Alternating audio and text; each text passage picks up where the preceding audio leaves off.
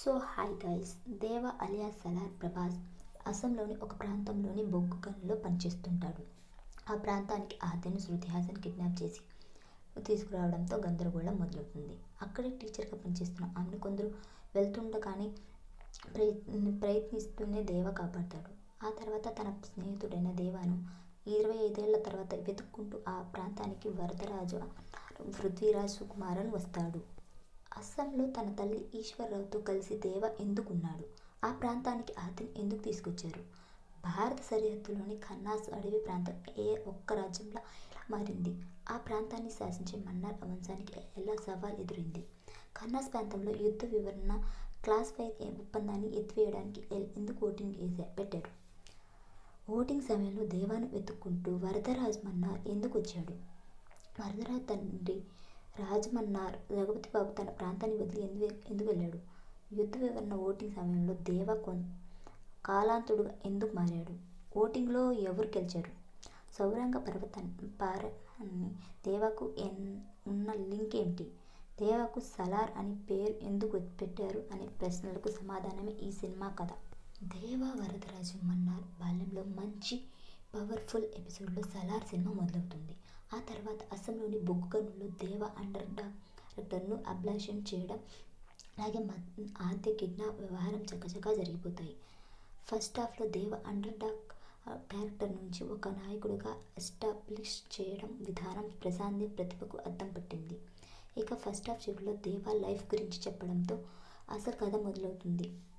ఇక సెకండ్ హాఫ్లో కన్నార్ అడవి ప్రాంతం దేశంగా మారడం, దాన్ని అధినేతగా మారిన రాజమన్నార్ కొంతమంది సహమత దొరలను నియమించడంలో కథ ఇంట్రెస్టింగ్గా మారుతుంది. అయితే ఒక పని మీద రాజమన్నార్ దేశాన్ని వదిలిపోవడంతో సామంతకుల కుట్రలు మొదలవుతాయి. ఖన్నాస్ రాజపీఠం గురించి మొదలైన అంతర్గత కలహాల నేపథ్యంలో వరదరాజ్ మన్నార్ కలిసి దేవ రావడంతో స్టోరీ ఫిక్స్కు వెళ్తుంది. సెకండ్ హాఫ్లో క్యాటరమ్మ ఎపిసోడ్లో విష్ణును ఆయన తండ్రితో ఉండే 2 ఎపిసోడ్లో సినిమాను మరో రేంజ్కు వెళ్తుంది. సెకండ్ హాఫ్లో ప్రభాస్ నట విశ్వరూపం చూసే అవకాశం ఆయన అభిమానులకు దక్కిందనే చెప్పాలి. ఇక దర్శకుడు ప్రశాంత్ నీల్ విషయానికి వస్తే మరోసారి అద్భుతమైన స్క్రిప్ట్తో రకరకాల వేరియేషన్లతో ఉన్న ప్రాంతాలలో తెరకెక్కించిన విధానం బాగుంది. ప్రభాస్ పృథ్వీరాజ్ సుకుమారన్ పాత్రలను మరిచిన విధానంతో మరోసారి అందరిని ఆకట్టుకునేలా చేసింది. ఆయన డిజైన్ చేసిన స్క్రీన్ ప్లే సినిమాను మరింత పవర్ఫుల్గా మారింది. కేజీఎఫ్ను మించిన పరిణతితో సలార్ను రూపొందించారని చెప్పుకోవచ్చు.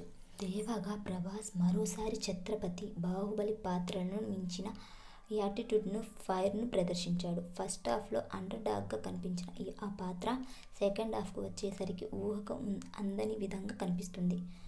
కాటేరమ్మ ఎపిసోడ్, విష్ణు తండ్రితో ఉండే 2 ఎపిసోడ్లు మళ్ళీ ప్రభాస్ను గుర్తు చేశాయి. ఇక వరదరాజ్ మన్నార్గా పృథ్వీరాజ్ సుకుమారన్ అదరగొట్టారు. శృతి హాసన్ కథను డ్రైవ్ చేసే పాత్రలో కనిపించింది. ఈశ్వర్రావు, జగపతి బాబు తదితరులు బలమైన పాత్రలతో గుర్తుండిపోతారు. సాంకేతిక విభాగాల పనితీరు విషయానికి వస్తే Bhuvan Gowda cinematography, Ravi Basrur music సినిమాను ఊహించని విధంగా ఎలివేట్ చేశాయి. ముఖ్యంగా రవి బసూర్ బీజిఎం సెకండ్ హాఫ్లో చింపిందని చెప్పాలి. కేజీఎఫ్ మాదిరిగానే కలర్ టోన్తో సీన్లను మరింత ఎమోషనల్గా భువన్ గౌడ చూపించాడు. యాక్షన్ సీన్లను చిత్రీకరించిన తీరు సినిమాకు మరో హైలైట్. హోమ్ బెల్ బ్యానర్పై ప్రమాణాలకు తగ్గట్టుగా నిర్మాణ విలువలు ఉన్నాయి. స్నేహం, రాజ్యంలో అంతర్గత రాజకీయాలు, అధికార ద్రోహం లాంటి అంశాలతో తెరకెక్కించిన most powerful action thriller Salaar. Second హాఫ్లో మితిమీరిన హింస సీన్లతో రక్త పుటేరులో పౌరడం కొంత ఇబ్బందిగా ఉంటుంది. అలాగే ప్రభాస్ చెలరేగిపోయి చేసే 2 యాక్షన్ సీన్లను సినిమాను బ్లాక్ బస్టర్గా మార్చాయి.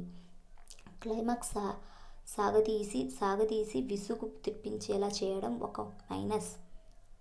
కానీ కథలోని సన్నివేశాల్లోని భావోద్వేగాలు అభిమానులకు పండగ వాతావరణం కలిగిస్తాయని లాంటి సందేహం లేదు. సలార్ బాక్సాఫీస్ వద్ద ప్రకంసనాలు సృష్టించడంలో ఎలాంటి డౌట్ లేదు. ఈ సినిమాను థియేటర్లోనే చూడాలి. ఫ్యాన్స్కు ఫుల్ మీల్స్, సాధారణ ప్రేక్షకులకు పైసా వసూలు.